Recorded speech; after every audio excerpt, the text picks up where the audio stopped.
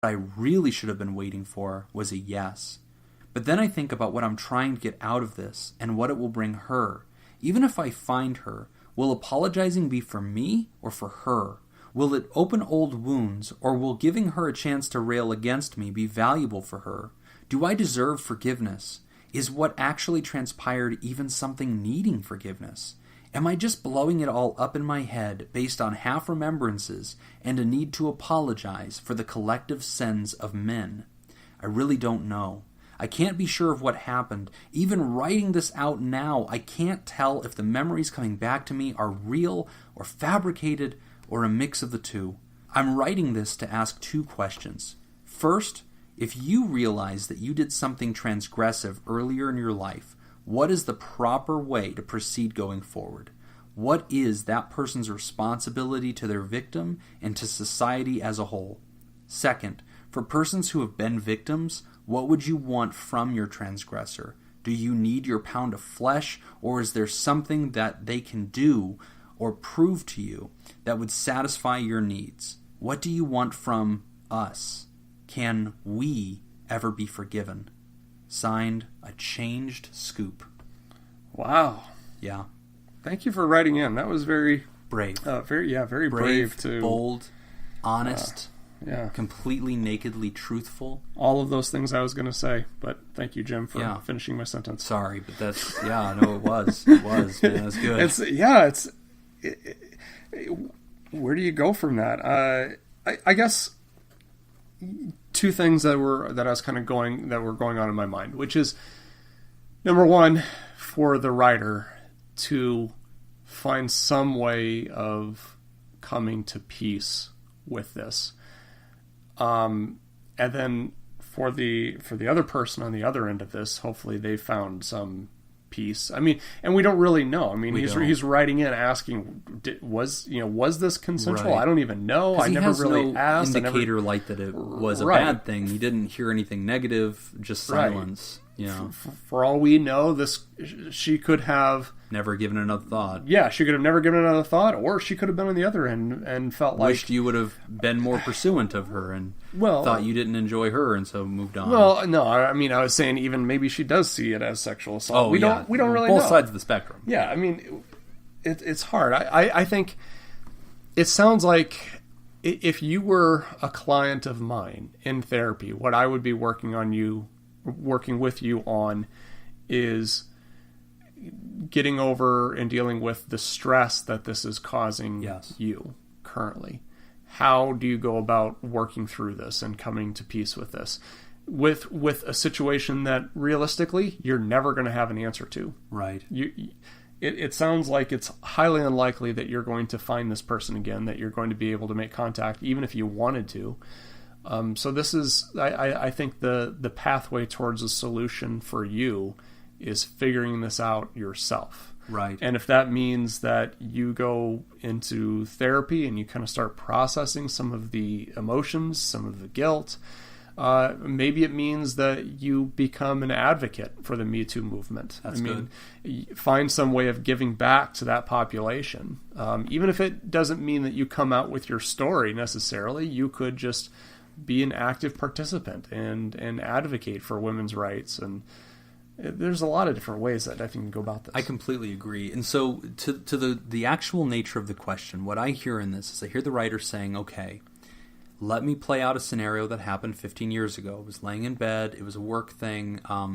We were drunk, and there were several of us in bed, and I was kind of spooning this female coworker person who I had a crush on, and I got a little handsy.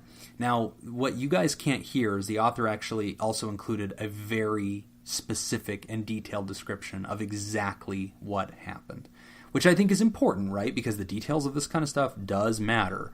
And so he very specifically described exactly what the sexual touch was.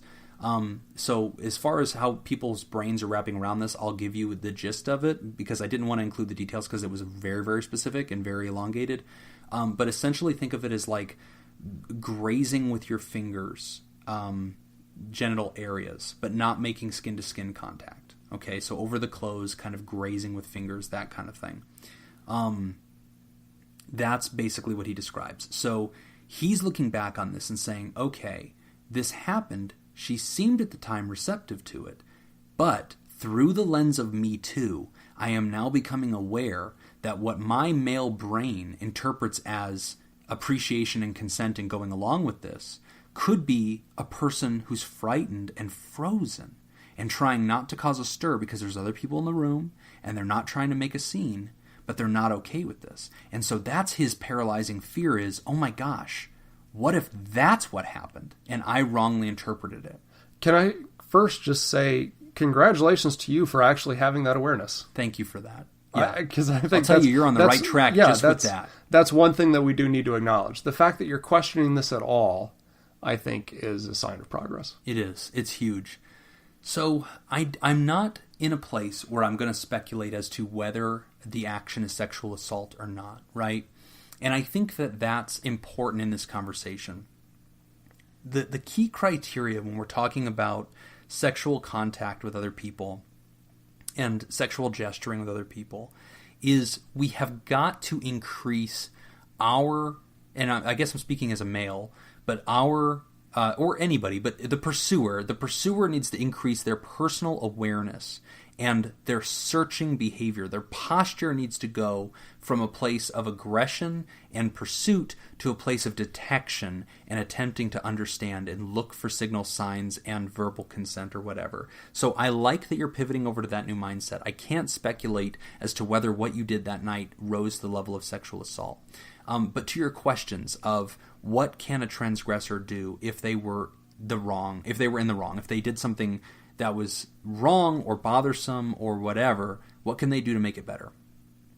I don't think any of us are ever going to feel comfortable saying and speaking on behalf of all victims everywhere and saying this is what a victim needs to see. This is what a victim wants to see. Some of them want revenge.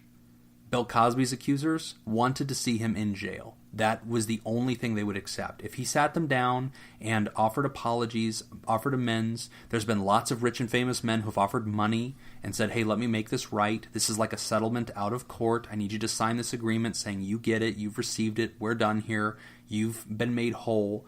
And there's victims who say, okay, thank you, but also that's still not enough. Like, I feel like I need to go ahead and take this all the way, and you need to receive an uncomfortable punishment for this or whatever. So it's impossible to know what the victim is going to need to see. There are lots of victims who the kindest thing that they would like is to never talk about this again.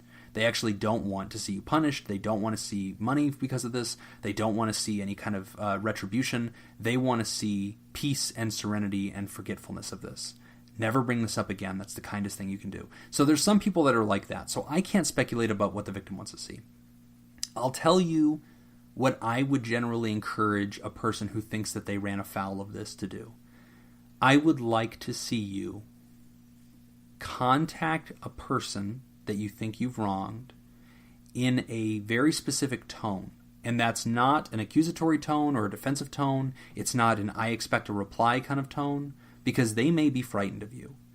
But I think that there is meaning to writing to a person and saying, I don't even know if you remember me, but I remember this incident. This happened a long time ago, and I'm not sure if I was in the wrong, but I feel guilty for it, and therefore I feel the need to apologize. I think that it's a good thing to apologize to people. And, in 12-step, we talk about this, making amends. When I was wrong, promptly admitting it. And in 12-step, we have a rule. When it comes to making your amends to people, we say, I have made amends to those I have hurt, except when to do so would cause harm. Mm-hmm. And that's an interesting caveat that we have in recovery, that I want you to make amends to people, I want you to offer apology, and I want you to seek to reconcile to make it right, except when to do so would cause them further harm. Now, in your case, writer, you didn't do a really big, conspicuous, obvious transgression. That's why we're not even sure if it was sexual assault. But there are those who maybe did, who in a drunken night did something terrible, and now they're aware that they did it, and they ask themselves, should I contact that person and make amends? And that's a very unique question, isn't it, Nick? Because you may be causing them further harm, even by attempting to talk to them. And the writer talks about that. He says, if I do this, am I doing this for me or for her? Is this to ease my conscience? Or does this actually contribute anything to her life? Right. These are deep questions that we can't answer, but I like that you're asking them because it shows conscience. I think that, to me, that's the direction that you, the listener, might want to continue to further explore and go in is really kind of challenging. What do I need to do to work through these issues on my end? Yeah. So I can become 100%. So I can be my best version of myself so that I can be healthy. And that's a version of amends, too. Even though the victim may not receive it directly or even be aware of it, I think a victim who, if they ever did approach you and say, you know what, you did this to me and I never told you about it, but it bothered me, for you then to go, okay, I totally know I did that. I fully accept that. And here's what I did when I realized this was a problem. And I didn't approach you with it out of respect and courtesy because I wasn't sure if it would hurt you. But this is how I did something about this in myself. Mm-hmm. That, I think, is still making an amends. We call that making an amends to the universe, right? To karma. Like, you're trying to tip the scales back in yourself. So some people will feel, Nick, the reason I jumped in with that is because if we say, I want you to be the healthiest version of yourself, some people could say, well, that's awfully selfish. Let's make sure this guy's not suffering, with any kind of guilt. Like, shouldn't he have the guilt? Like, do we really want to rescue him from that? Right. Not necessarily. Well, I want it to cause change. And there's also a difference between guilt and shame. Good point. Right? Shame's unproductive. Shame's unproductive. It's not useful. Right. Yeah. He can go through therapy. He can work through all of this stuff. He can deal with the shame, but he can still have the guilt. Yes. Guilt is okay. Yeah. Guilt is perfectly corrective. fine. Yes. Yeah. It's the shame that's kind of the issue. So, yeah, I mean, to the listener, thanks for writing that. I think this is a good start, and I would really encourage you to kind of take a look at what is your end goal. What is it that you really want to accomplish? And what is it that you want for you, and what is it that you want for her? Yes. And then on your side of things, how do you start working towards that? I agree. For her, it sounds like unless you're actually going to try to, hunt down this person and try to make amends for something that you're not even sure how she's dealing with it, right. I don't know. That's pretty difficult. And it's also difficult because whenever somebody has been through what might be described as a trauma, right? In her case, if I was her therapist and she was telling me I was at this work thing, this guy got very handsy, I was paralyzed by fear, I was surrounded by my coworkers, my boss was in the room, I was embarrassed, I was drunk, I felt ashamed, I felt like I put myself in the situation, I was tired, I lay down on the bed, the guy took it the wrong way. I could see myself as a therapist receiving her part of this narrative. Sure. And, her saying, I don't want that guy to ever contact me. I never want to talk to him again. This scared me, and even if he apologized, yay, I'm glad you went through some kind of personal growth and you realized that was wrong. But I'm still left with the bag, right? I'm still left with what happened and the event and the effect it has on my life. So I will consent to this whole thing being extremely complicated and a lot of unknowns.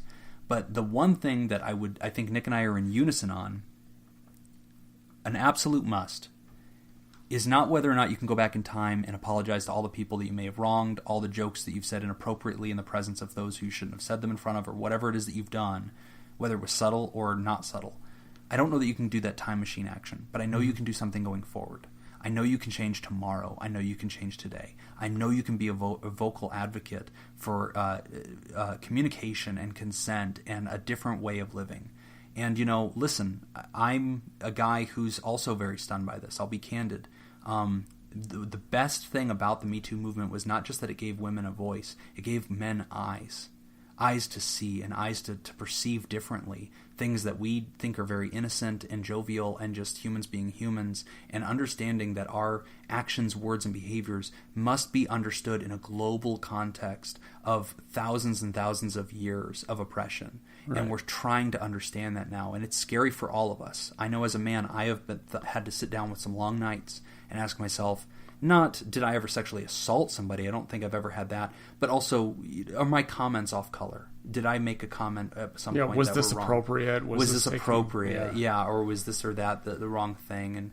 And just being very sensitive to it right now, which is good.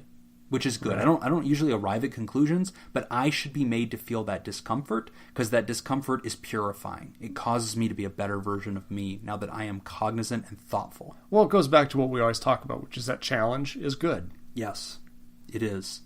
So I'm glad to see you wrestling with this. I don't want to rescue from it. I don't want to rescue you from the difficulty of this concept and the questions you're asking. I want to challenge you to use this to mobilize to become a best version of you, be an advocate for the future. And if this person ever contacts you or has